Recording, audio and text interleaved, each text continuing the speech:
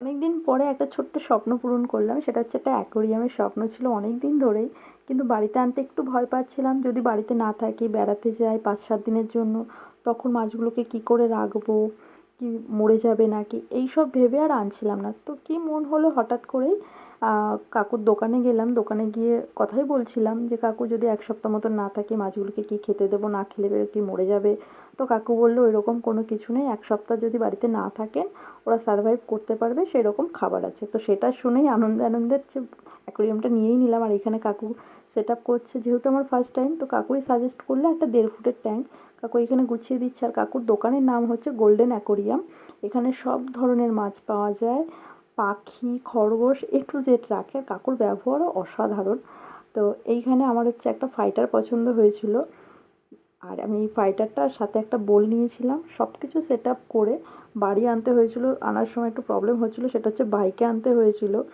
তো কোনো অসুবিধা হয়নি, যদিও একটু বাইকে ধরে নিয়ে বসতে প্রবলেম হচ্ছিলো। তো বাড়ি এসে অনেক কষ্ট হয়ে গেছে এই অ্যাকোরিয়ামটা পুরো সেট আপ করতে।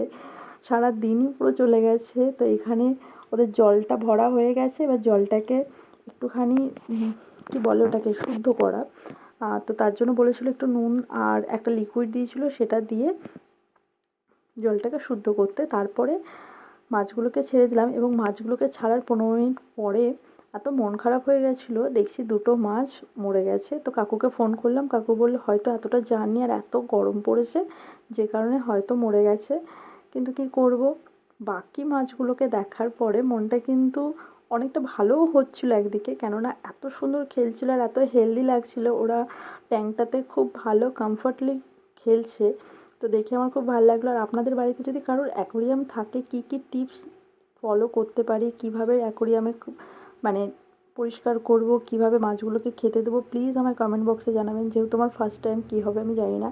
তো দেখা হচ্ছে নেক্সট ব্লগে। আমি অ্যাকোরিয়ামের কী কী সেট আপ করছি, কীভাবে করেছি, নেক্সট কী কী করছি, সব জানাবো আপনাদের সাথে। টাটা।